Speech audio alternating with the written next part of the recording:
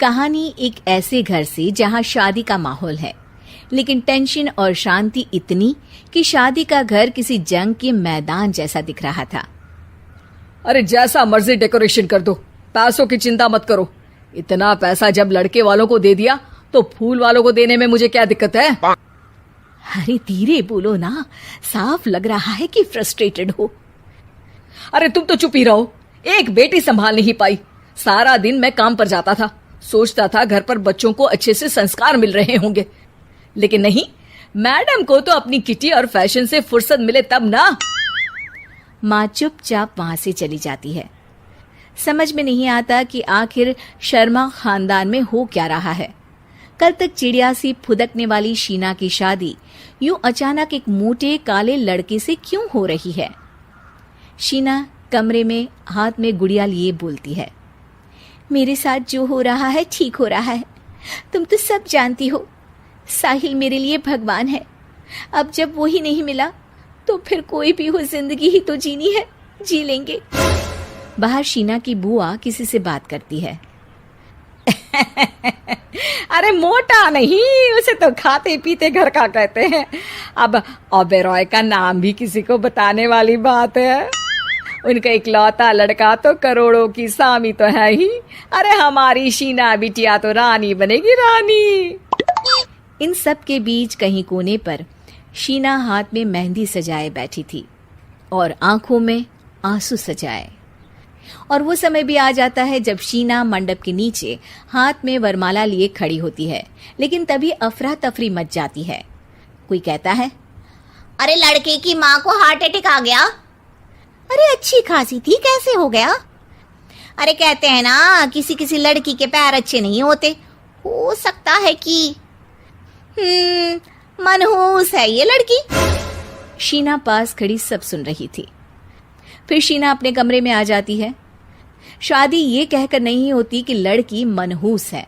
अब लगातार शीना के लिए लड़के देखने आते, लेकिन आस पड़ोस या किसी के कहने पर शादी हर बार टूट जाती।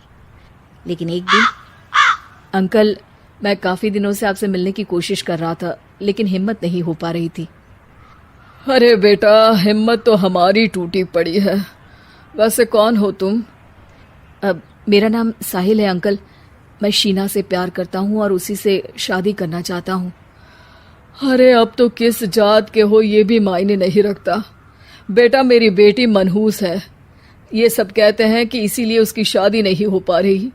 अगर तुम शादी करने को तैयार हो तो ठीक है। शीना की शादी साहिल से हो जाती है। अगले दिन साहिल की माँ का देहांत हो जाता है और एक बार फिर लोग शीना को अपशकुनी कहने लगते हैं। अरे खा गई दीदी को ये। अरे क्या जरूरत थी साहिल किसी मनहूस को घर लाने की? पर बुआ, माँ की तो तबीयत पिछले कई साल से खराब थी। डॉक्टर्स ने जवाब दे दिया था।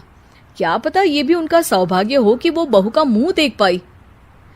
अरे बहू का मुंह देख पाई, या ये कह लो कि बहू का मुंह देखते ही स्वर्ग लोक सिधार गई। खैर, हमें क्या, घर तुम्हारा है, हम तो चले। अब शीना को खुद पर ही शक होने लगता है कि कहीं सच में वो अपशकुनी तो नहीं। साहिल, हम दोनों की शादी नहीं हुई होती तो अच्छा था। देखो ना, कैसे पहले मेरी शादी टूटती थी और अब तुम्हारी माँ भी। अरे ऐसा कुछ नहीं होता शीना, अपशकुनी वगैरह कुछ नहीं होता। ये सब तो ईश्वर के खेल हैं। वो शादी तुम्हारी इसलिए टूट गई क्योंकि तुमको मेरी पत्नी बनाना था, और माँ का जाना तो तय था। वो काफी बुजुर्ग थी, साथ ही एक ऐसी बीमारी से जूझ रही थी जिसमें डॉक्टर्स भी उन्हें नहीं बचा पाते। शीना साहिल की बात सुनकर तसल्ली कर लेती है और वहां से चली जाती है। अगले दिन, शीना, अरे ओ शीना। क्या हुआ? उफ, कहीं फिर मेरी वजह से कोई नुकसान? अरे नहीं नहीं शीना, तुम जानती हो, जिस प्रॉपर्टी के केस को हम बरसों से लड़ रहे थे उस पर फैसला आ गया, वो भी हमारे हक में। अब हम करोड़पति हो गए शीना। शीना शांत रहती है।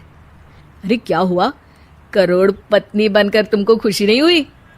शीना की आंखों में पानी आ जाता है। चलिए जी, कुछ तो अच्छा हुआ मेरी जिंदगी में आकर आपके साथ। साहिल शीना को गले लगाकर कहता है, मेरी नई नौकरी भी तुम्हारे ही आने से लगी। ये प्रॉपर्टी का केस जीता। सब कुछ तो तुम्हारे आने के बाद ही हुआ, फिर तुम मनहूस कैसे? ये सुनकर शीना खुश हो जाती है।